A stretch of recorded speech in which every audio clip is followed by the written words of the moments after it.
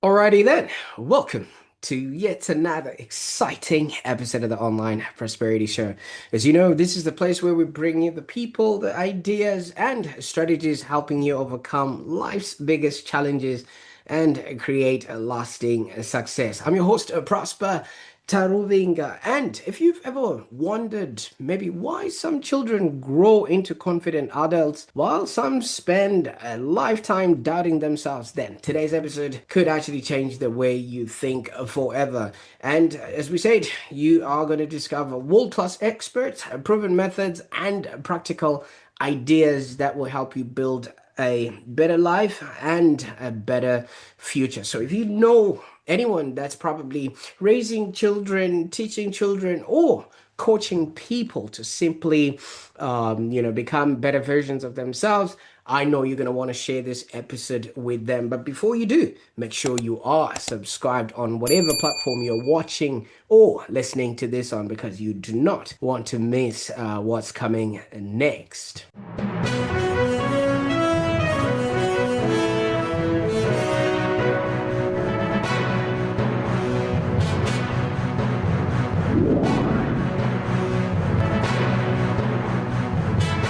Now, I'm really excited about today's guest. Today, we are joined by Mark Papadas. Now, Mark, welcome to the show. Well, thank you very much for having me. Fantastic. Now, for those that are meeting Mark for the very first time, he is the founder of I Am for Kids, a movement that's helping children build confidence from the inside out by actually changing the way they see themselves. And obviously, not only is he being featured on the Online Prosperity Show today, but he is an actual celebrity. You can find some of his work on the Time magazine, Huffington Post, and he's actually impacted thousands of children, parents, and educators. And today we're going to discover why just two tiny words, as you will notice, on his shirt there that say "Be Great," mean so much to him and how he has been able to help others be, do, and have a happier existence. Now, Mark, I could go on and talk about things that I'm not even qualified about. What does it mean to be great? Well, the where be great came from is something that I do anytime that I'm working with any of the children, whether it's in a classroom, whether it's individual clients, etc. Because it's all about goes back to not so much the two words be great, but the two words I am. And the Right. two words I am are the two most powerful words in any language, whether it's English or how they translate into, yo soy, for example, in Spanish, etc. Because whatever comes after I am is our identity, right? It determines how we live our lives. It determines the standards that we set for ourselves and other people and how we allow them to treat us, for example. And the where be great came from is anytime that I leave an interaction with any of the children that I work with, and I started this with my own kids many, many years ago, is I always leave it with, I say, be great. And their response with enthusiasm is, I am. And so you can Mm. just imagine me being on stage at a school where there's 3, 4, 500 kids in the auditorium, and at the very end I'm yelling, "Be great!" and then putting the microphone up by them, and they're like, "I am, be great, I am." I mean, if you can tell, I'm getting goosebumps just kind of going back to some of those experiences. So the problem is that whether you're an adult or a kid, it doesn't matter. Most people, over 90% of the people in the world, have never given any conscious thought to how they answer I am. And if you don't answer it, if you don't come up with your identity, then it's generally speaking, it's the loudest voices that are in your orbit that imprint that upon you. Mm. There's a quote that I have that a lot of people seem to really like, and that is that kids are like wet cement. Whatever happens to land upon them tends to stick and leave an impression. So the question is, what are we doing as parents, as teachers, as coaches, as sometimes even just older siblings, or even the kids' counterparts, their other second, third, fourth, fifth grade kids? What are they imprinting upon those children? Because to keep with that whole wet cement analogy, our goal, what we do is we help the kids to develop that their own I am statement, their own empowering one. And that when they have that empowered I am statement, then that cement cures and then nothing sticks to it anymore. All of those, those outside influences just bounce off just like rainwater off of the sidewalk. Absolutely. And thank you so much for starting us off with this because so many people don't quite realize or even understand that whatever they do, the kids or the young people around them are actually watching and sort of maybe learning from them. And maybe we could also maybe look at, the phrase that you've just mentioned or, about the wet cement, how kids are impressionable. Before all of this, who was little Mark and what sort of child were you? Uh, well, I was my parents' favorite child. And I say that because I'm the youngest of three boys by 6 years. So the joke that I kind of make is I was the one that was planned. My two older brothers, not so much, right? And if you had to talk about the socioeconomic background that I grew up in, I would say that we grew up upper lower class. And what he mean by that was that there were times that, grew up in the 70s and 80s. There was times where, well, first off, both my parents worked. So most of the time it was, me and my brothers at home. And then as they got older, it was pretty much just me. So I was a latchkey kid. And, there was times when, the economy wasn't so great where we were on food stamps and stuff like that. But I never missed a meal. I got to play Little League. I'd say it was a normal existence, but, just not quite as nice as some of the other kids, so to speak. But straight A student, all that kind of stuff. My brothers growing in their teens in the 70s, you can kind of imagine some of the things that they got into. I saw those things happen. I was the straight arrow, so that's why I jokingly say that I was my parents' favorite child. Absolutely. And obviously, being the favorite child, there would have been, the part that you're talking about, kids being impressionable. What is it that you would have seen from your parents that would have maybe gotten you on the path that you're on right now? Oddly enough, it's not so much what I got from my parents. It's what I got from my older brother, but again, not in the way that you're going to think. I said I have the two brothers, my oldest and my older brother. The older brother used to basically used to beat the snot out of me on a fairly regular basis. Okay. Mm. I don't know if the audience would want to hear that there was a particular story where one particular time he beat me up so bad before I was about to meet my uncle for the first time. And I heard my uncle ask my mother if I was born with birth defects because I was so bruised. So it was kind of more of the opposite in that I had to learn to really go inside to help myself. When I say fight, I don't mean physically fight him, but to fight what he was trying to put upon me. And in hindsight, as I got older and really started to study this, to a certain extent, I guess you could say the gift that I got from him doing that, because it did set me on the trajectory to where I'm at today. Absolutely. And obviously, thank you so much for taking us through all of that. And I don't know, I think it's Tony Robbins that say, life happens for us, something like that. But obviously, I want to be respectful of what you would have gone through at that particular time. And obviously, as a teenager and you're growing up, you've already understood going within as a means of protection. Who did you become, Mark? Well, for example, I'm a glutton for personal development. I pretty much always have been. I can't tell you the last novel that I read, but I'm always either reading, listening to, watching something to make myself better. When I was growing up, I was an athlete, so I was always looking, trying to find a way to get better at my sport. But anybody who gets to a certain level, whether it's an elite level or even slightly below that, the difference between most of the top players in any sport isn't their physical abilities. It's their mental capacity, their mental abilities. And so that's really where I started to get into it, was for myself, mainly for my sports. But then I saw how it affected every other aspect of my life. Absolutely. And obviously, other kids would have been wanting to watch certain things depending on the life that they were on. Were there other people around you that fostered that need for you to obviously go into that personal development? Like were there other people that you could bounce off of, or people that were sort of role models in that sort of realm? In my orbit, no. Most of the time, like I mentioned before, with my brothers being so much older than me and my parents working, I was pretty much by myself. But then there's the old saying, the birds of a feather flock together, is that I was studying these things. So when I was just out there being myself, I tended to find people who were similar. And so I was able to bounce off of them, but it wasn't so I kind of found them as opposed to them already being in my orbit. Does that make sense? Oh, absolutely. And most of this, like you say, birds of a feather flock together. There's a certain identity that you now assume, when you're in these sort of realms. Did that not even create any more animosity between the brother? And I also didn't ask what the reason was that he was acting the way he was acting. Was he just being because he's older or? Yeah, most of the time he didn't need a reason. He'd find one kind of thing. You know what I mean? It's not like I would go out of my way to provoke him or anything like that. And it wasn't constant. It wasn't every single day, but when it happened, there was no off switch kind of thing. Cool. And did he ever come out of that, or has he just continued on that sort of path himself?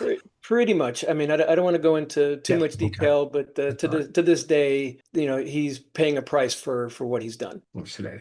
Right. Obviously, yeah. And back to the question of the identity. So Right. obviously, as siblings that are growing together, you obviously want to associate with the people that you're growing with, but you were being drawn away from the brother based on those sort of activities, and you went on, started connecting with people over further, and you became that which you became. Now, maybe you can give us a cross section of what sort of jobs or work you then ventured into so that we then understand up until the part you began your business, I am for kids. Well, and it's funny because the first part I'm going to tell you ties directly to where I'm at now. And Fantastic.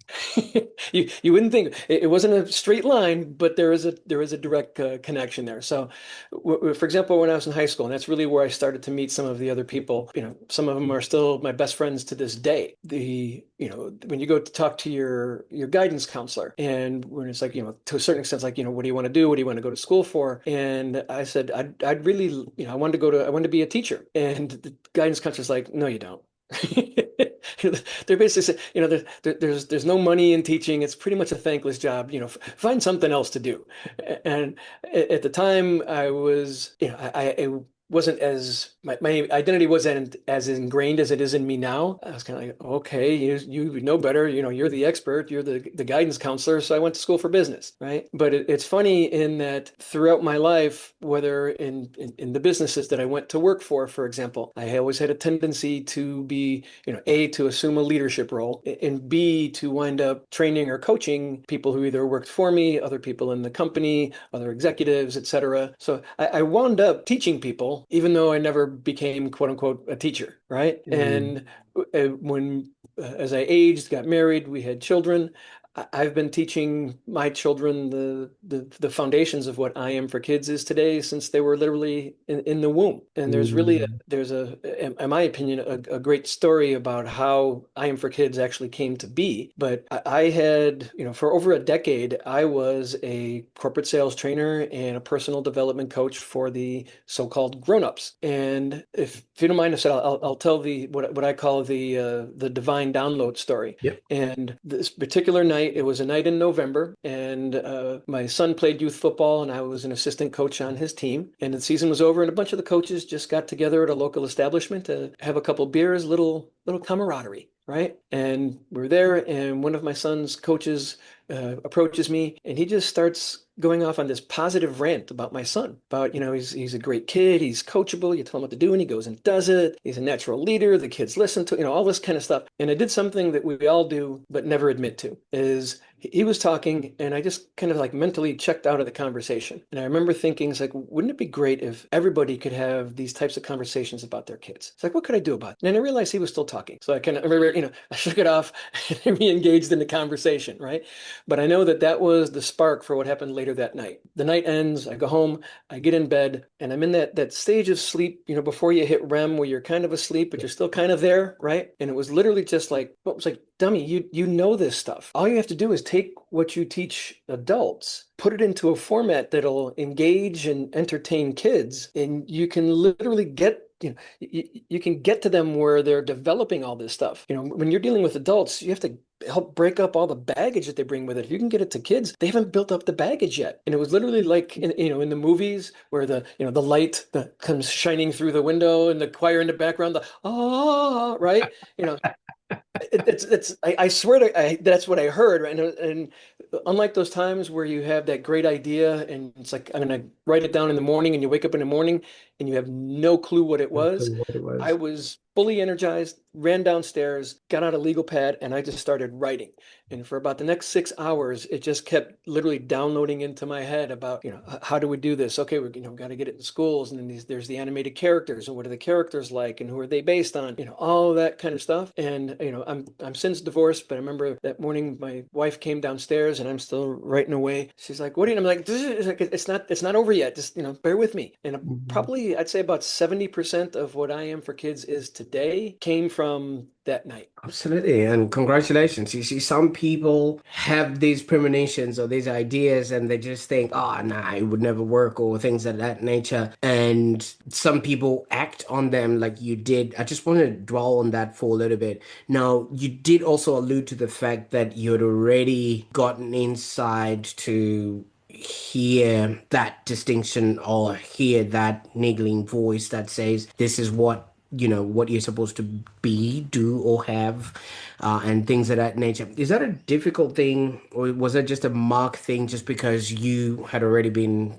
going internally that you could actually sit and understand the distinction between what you should do and what you should not do? Because I don't think some people have those times, but they might not be able to actually understand, how to differentiate them from just noise in your head and the actual message that you're supposed to act on. That's a good question. In terms of with me personally, so that was the night that I learned my mission, right? The reason that I was put on the earth. Mm, So it was easy for me, and I'm a firm believer that that everything, especially for me that particular night, is that everything that I had gone through and everything that I had learned, everything that I had experienced, both positive and negative, was to put me so that I could be in that spot so that I could then accept that divine download. Really what it comes down to is most people, I don't know if everybody has that same type of epiphany that I do, but most people they don't have the guts to act on it. So I literally, that's the night I decided to shut down my adult business and that I'm going to do whatever I have to do to get to where I can do what I am meant to do, which is what I'm doing with I Am. absolutely. And thank you so much for going through that with me.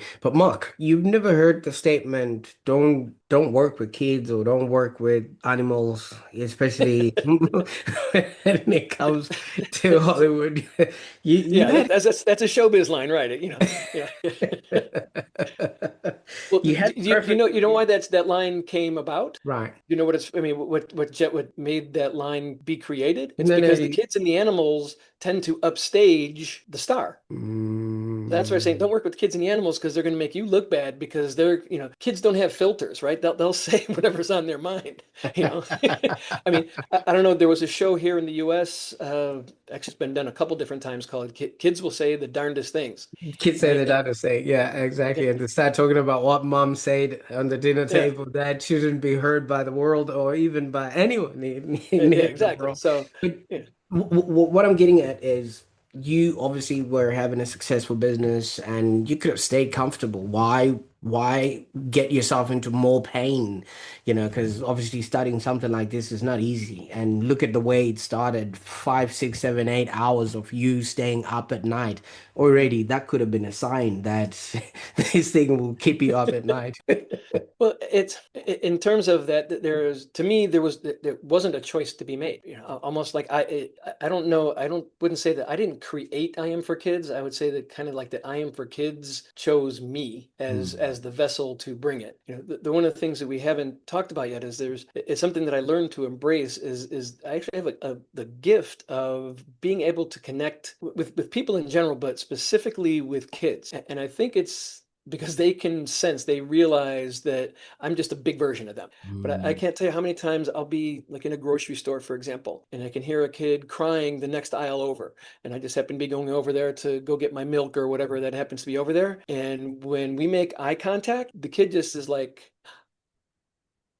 and they stop crying. And I can't explain it. It truly is a gift, and that's where, like, when I go into the classrooms and the schools that I work in, we said we build that rapport. We just connect instantaneously. So, like I said, to me, I was destined to do what I do and do it with kids. Absolutely. You see, most people try to change behavior, to act a certain way or be a certain person and things of that nature. But for you, this is an identity. This is who you are. Like you say, even when you're not in character per se, you're just minding your own business in a grocery store, and all of a sudden kids are sort of drawn to you. Obviously kids are pure at heart, so they don't see whatever it is that us adults walk around carrying. And obviously, that is obviously, a testament to who you've become. Now, is it something that just keeps happening? And also, does this not freak out a few other adults around you? Actually, to my knowledge, it doesn't freak the adults out. A lot of times they're just like, "Wow, what just happened?" Kind of thing. And I'm actually going to argue one small distinction of something that you just said. I think it's more of the opposite. It's not so much that the kids don't see what the adults see; it's that the kids can see what's really there. Mm, They're great BS detectors, and that's why what I do with the kids is so important, that I take it to the families as well. Because if you as a parent say that you want your kids to have an empowering I am statement, and you should really do this and do it wholeheartedly, and then they ask you, say, well, Daddy, what's your I am statement? And if you okay. don't have one, now it's like, okay, well, now they question the legitimacy of the whole thing. So really what we do is, we're starting with the kids, but it's because of the fact that the kids, most kids get their identity passed down from their family, almost as if they're a genetic trait, like eye color, hair color, height, anything like that. And that's because, like you had mentioned before, the kids study us. What you say to them doesn't mean all that much. It's what they observe you do in the times of stress, of uncomfortability, etc. They see you acting in an opposite way of what you're telling them. Now you lose credibility with them. And that's why a lot of times when kids start to get into their, the quote unquote the rebellious years, like when they're teens and stuff like that, is now they're saying, like, this person, I can't necessarily trust this person because he or she has lied to me many times over the years about do this, but then they don't do it themselves. And they'll Mm. find some people out there who they may not be positive, but they'll be consistent. And that's one of the things that human beings need, is that consistency. So if they find somebody that's consistent, somebody that they know they can trust, whether that may be a bad thing to do, I know I can trust that person to be honest with me. You would understand this obviously, and maybe some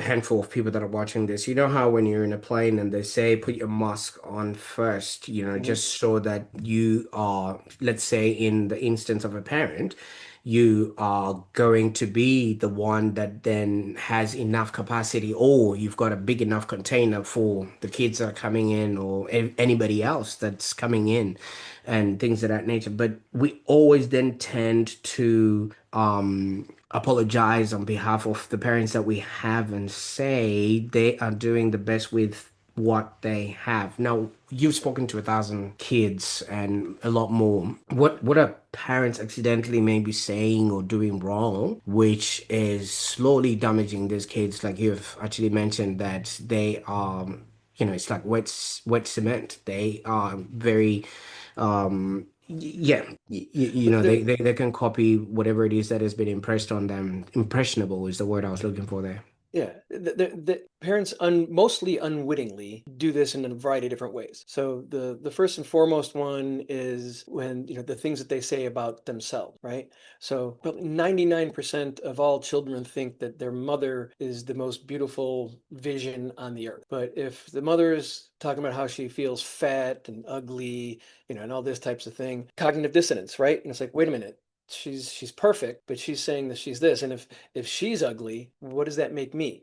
For example, when in our pilot classrooms, when we first launched the school program, the very first step, whether I'm working with adults or kids, is they're given a blank sheet of paper that just says I am on the top. We just say, finish that thought. And again, doesn't matter, kids or adults, hands go up. It's like, what are you looking for? How do I answer this? It's like, whatever you think it'd be. You could draw a picture, you could write a poem, whatever, right? No, just go ahead and finish that thought. So when I was working with adults, over 80% of the time, an adult would answer with their name and or their occupation. Right? Mm. Neither of which has anything to do with who you are, right? All the things that I mentioned before about, the standards you hold yourself to, et cetera.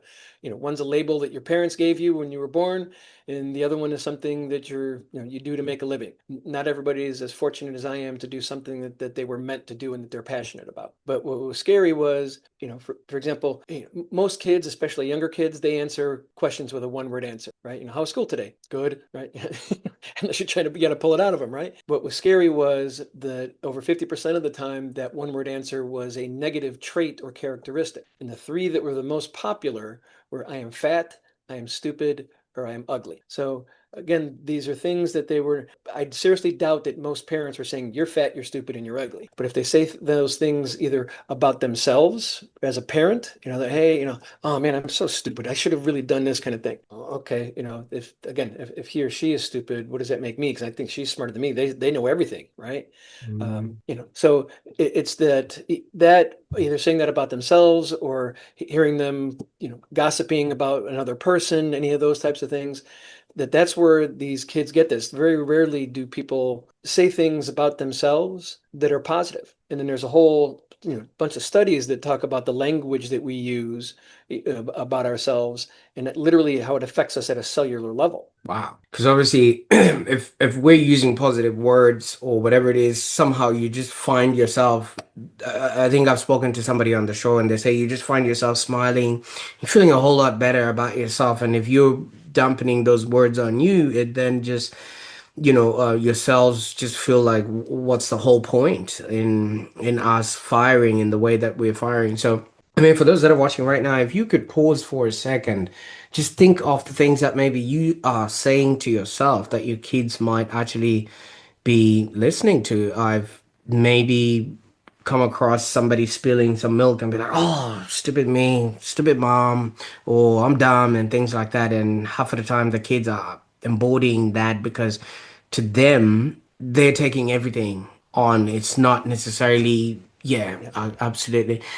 What I kind of feel like you're giving people permission to see themselves or be seen in a way that, would make them acceptable because so much around us, society, TV, social media, points towards people just thinking negative of themselves, and Well, it's either them being, well, like you said, on the media saying the negative things about themselves. But I think a bigger aspect of it is all of what I'll just call the fake stuff that's out there, that all these people that are on social media, that their lives are all so perfect and they're all rich and wealthy and beautiful and all this kind of stuff. but When, my life is perfect. So yeah, speak for yourself there, okay. Mark. All right. Well, so you're one of the few. All right. I know, But, I know. but Yeah. you know what I'm trying to say is that there's one of the things that we talk about in the TV show that we're developing. One of the villains, if you will, is the comparison monster, about how Mm. people tend to compare themselves to either the quote, like the stars that are out there, the influencers, et cetera, or sometimes people that are just in their, in their orbit. And when you're doing that, these days in particular, if you haven't given it that conscious thought, if you don't have your identity solid, you're going to start to see yourself in a more negative light. What I'm gathering from all of this is you've literally given this a language. Some schools teach people how to think, how to, answer questions, report back on, just like you said, when you give them a blank sheet, they want to make sure they get it right because that's what school has taught them, and obviously that's how they are thinking. Whereas you're giving people a dedicated way to describe themselves in a way that feels natural to them. And I think that's very powerful. You're literally giving people back to themselves, and especially kids. And you can imagine that the future that they will then become is predicated on them being confident in themselves. Yeah, 100%. The thing to remember, if nobody takes anything else out of this conversation than anything else, is that identity comes first. Mm. Behavior comes after identity. Results come after behavior. So if you don't have the identity to start with, you're already basically starting in a hole. And it's the old saying about if you're in a hole, stop digging. right? Fill in the hole. Bring in that wet cement that we were talking about. Fill in the hole, build that identity, because that's the foundation for the rest of your life. And the beautiful thing about it is your identity is going to, when you're 8 years old and you come up with your I am statement, it's going to be different by the time you're 18, 28, 48, etc. But you still follow the same process. That's really what, to me, what the key to this is. It's the same 5-step process that I did with adults, just made it and use it in a different form, or in a different way, same 5 steps with the kids, so that when you do get to those older ages and different things are going to be popping up into you where your identity is going to have to grow into it, that all you got to do is, you mentioned showbiz before about like not working with kids and animals. The analogy that I use a lot that people really seem to get is your identity, that's the character that you play, right? So you hear about method actors talking about, it's like, well, what's my motivation in this scene, right? Well, your motivation is your identity, and there's going to be some times where things are going to go off script, and you're going to have to improvise. So it's like, okay, well, what would my character do in this situation that I've never come across before? But you know how you handle stress, you know how you'll handle, being challenged on whether it be something like your integrity, etc. Well, in the past, this is what I would do, so I'm going to find something that is in line with that to act in this particular situation. Because any psychologist will tell you that it's nearly impossible to act in a way that is not in alignment with your belief system for any prolonged period of time. Right? Some people Mm. say fake it until you make it kind of thing.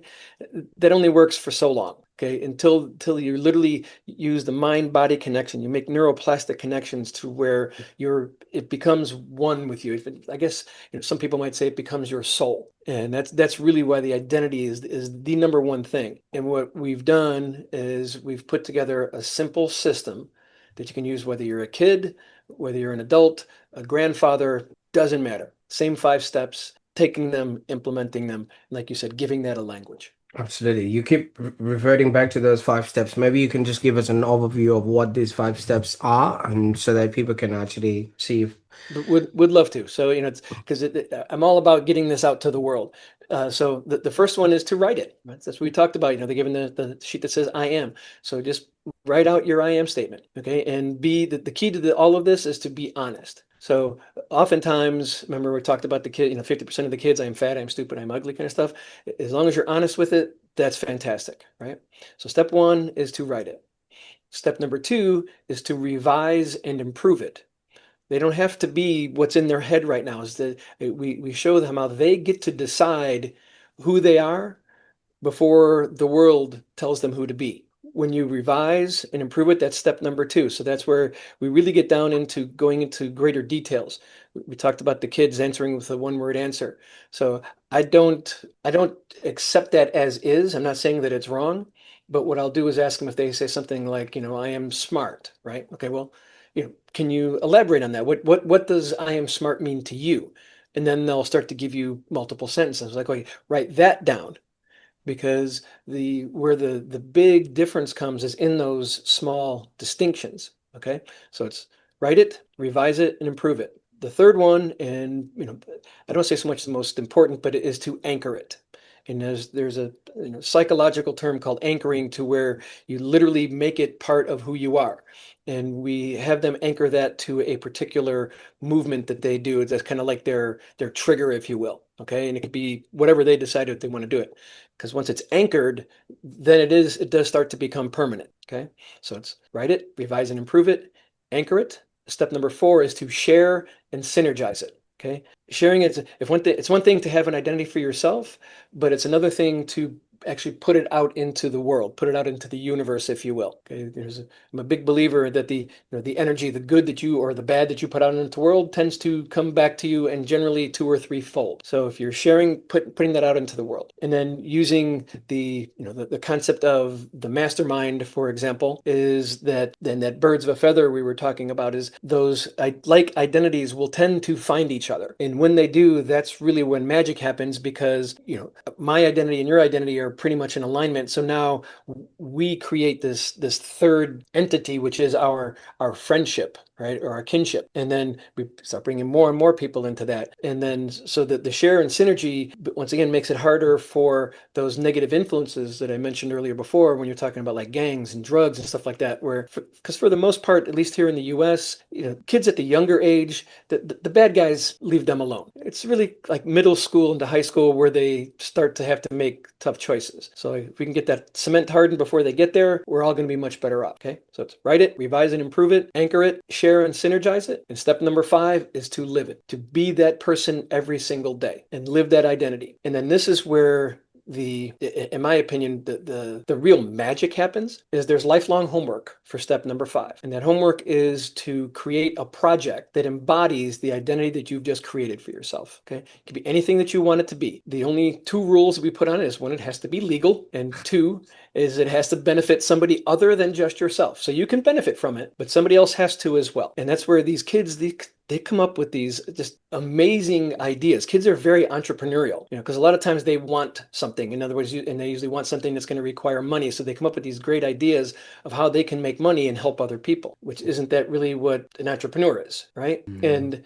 in case you haven't figured it out yet, I Am for Kids is my I Am project. Absolutely. So, and thank you so much for sharing these 5 steps. While you were going through this with me there, Mark, I was just thinking to myself, this represents somewhat of a pattern break. You know what I mean? Like, if you would notice, and I'm going to say this with utmost love and respect, in the Western world, when people, kids grow up, you just go from birth, kindergarten, then middle school, high school, then university, get a job, get married, get kids, buy a house, and then it's just a linear sort of Right. line which everybody just sort of follows and follows through. But in some cultures, they create somewhat of a pattern break between the age 13 to 16. I think in some countries they call it a bar mitzvah, quinceanera, or maybe somewhat of a rite of passage. And in my culture, we are taken in by the village elders. We go through somewhat of these 5 steps, and then you're tapped on the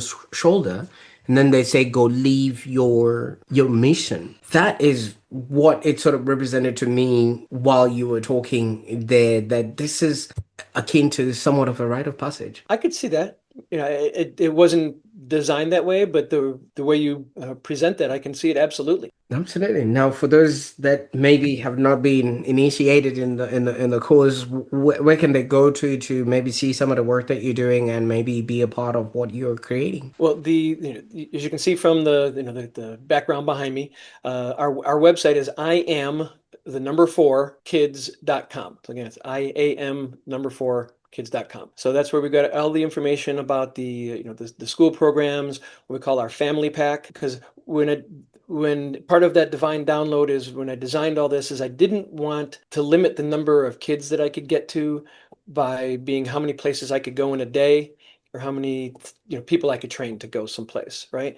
So that's why the movement is designed to take this whole thing of the I am and be great, to take it anywhere an identity is going to be developed. So we're talking, we have the school programs, we have the homeschool programs, we have what we call our family pack for either they're not part of a homeschool thing and their school for whatever reason wouldn't want to do this, that they can do it themselves. We're developing media platforms. So, for example, we've got an animated TV show that we're developing right now that is based on real stories of real kids who have gone through the school program and the impact that they've made in their families, communities, and sometimes beyond. So it's literally the world's first animated reality-based TV show for kids, and it's a really, if I do say so myself, it's a really good show in that it takes this real life situation that they ran into, and then the kids cross over into what is called the identity realm. And then that's where they're confronted. Okay, what do I do now? Okay, I'm being bullied, or I'm being forced to make this choice that I really don't want to make. What do I do? And there's literally like the comparison monster. There's the bully monster that's there. Okay, and they realize that those things aren't necessarily villains, but they're things. They're feelings to be understood, and how to counteract them. And then they come up with their I am statement, and then they bring that I am statement back out into the real world and apply it. Okay. Like I said, Mm. if the people that we've talked to about it, they really like it. It's moving up the chain of command, so to speak. So we're really excited about where that's going to go. So books. I've got a book that's coming out in the very near future that you'll be able to find. The link will be below, as they always say, right? Yeah. Um, so our thing is to just make this as ubiquitous as possible, so that people no longer just think of identity as this kind of woo-woo thing that's out there.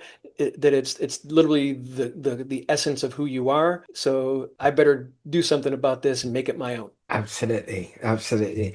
Now, obviously, I think you've managed to create something that you would have wished was available when you were growing up, given the way that you say you have sort of grown up. And now that you're speaking in front of all these other kids, and if younger Mark was in there with whatever his bruises and things in the audience, and you got a chance to maybe have a word with him in one of your events, what would you tell him now, knowing what you know about life and who you become? Well, the first thing that I would let him know is that who I was, not even so much who I was then, but what has happened to me doesn't define me. Mm. Okay. That you get to define for yourself who you are. The world's going to try, but if you define it first, you win. Absolutely, because then nobody can take that away from you. If they give Exactly. you a definition, they could actually take that away from you, and then you're dependent on, their approval and things of that nature.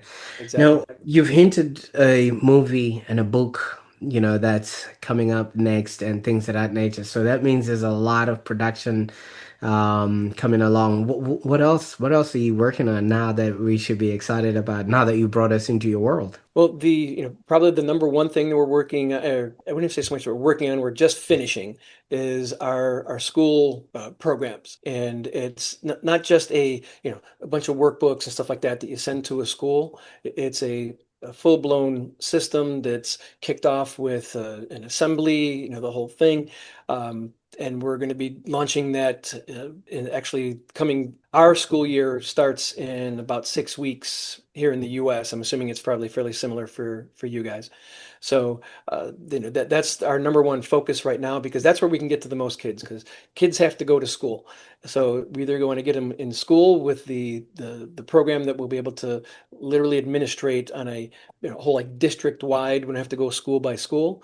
But we also have taken that and modified that same program for the homeschool market, which is a huge market that's just growing every year here in the US. So if we can get that and we show how we can take I won't even say so much our curriculum, but the whole identity process, and put that on top of subjects that are already being taught. So one of my favorite ways to apply this was something that it wasn't me who came up with. It was a teacher, a fifth grade teacher, where she took it and put it over American history. And one of the things, like, for example, here in the US, if you mention Abraham Lincoln, most people, doesn't matter whether they're a kid or adult, they're just going to list off a number of facts, right? He was the 16th president, really tall guy, wore a funny hat, had the beard, he's on the $5 bill and the penny. Yeah, Most people can't tell you much more than that, other than the fact that he got assassinated. yeah. Whereas what she did was she took it and she was saying, like, okay, now what type of identity do you think that Lincoln had to be able to say, look, half of the country wanted to leave, right, over the subject of slavery, but he felt so strongly that slavery needed to be abolished. He could have just said, well, yeah, let's just keep the country together, and to heck with those people, right? But no, he didn't. So he wound up, to a certain extent, he wound up giving his life for his identity. But now it's like, how do you think he felt in these particular situations? So now these different historical figures, they become real people, because you can ask them, well, it's like, what do you think they were thinking at this time? How do you think that they felt? How do you think that they would react if this other thing had happened, right? Mm. And now you get to the point to where they always say, stories teach, right? Yeah. So if we can get the kids involved in the story with a character, not just a number of facts, now those kids are going to take that knowledge with them for the rest of their lives. Absolutely. It's just so much coming out of all of this. And, it's an incredible thing that you've created there, Mark. And I can't thank you enough, not only for being on the show today, but for what it is that you're doing in your own way. You are literally making the world a better place, because the future lies in those kids being regulated and being, having a language to really explain what it is that they're going through and who they are Mhm. becoming. So, on behalf of anybody else who's going to experience what it is that you're doing, thank you. And thank you so much for your time on the show today. It's truly my pleasure. Absolutely, absolutely. And for those that are watching, thank you for coming all this way with us. This has been an incredible conversation, and I think today wasn't really about confidence at all. It was about identity, and because it's the words that we repeatedly attach to ourselves quietly that become the life we eventually live. And it's sometimes we just need to really put ourselves in check and see if the language that we're using is actually empowering us or actually putting us in the spaces we don't want to be. So if this episode made you think a little bit differently about yourself or maybe somebody that you love, I encourage you to share this with a parent, teacher, coach, or just about anybody who has access, to shaping the next generation, just like what Mark is doing. And while you're at it, don't forget to subscribe to the Online Prosperity Show because we are always exploring ideas that can help you create a happier and more meaningful existence. Until then, I wouldn't know what you're going to do with this information, but I just want you to know that the life that you build tomorrow actually begins with a story that you believe about yourself today. This has been Prosper, and this has been, another episode of the Online Prosperity Show. Until next time, bye for now.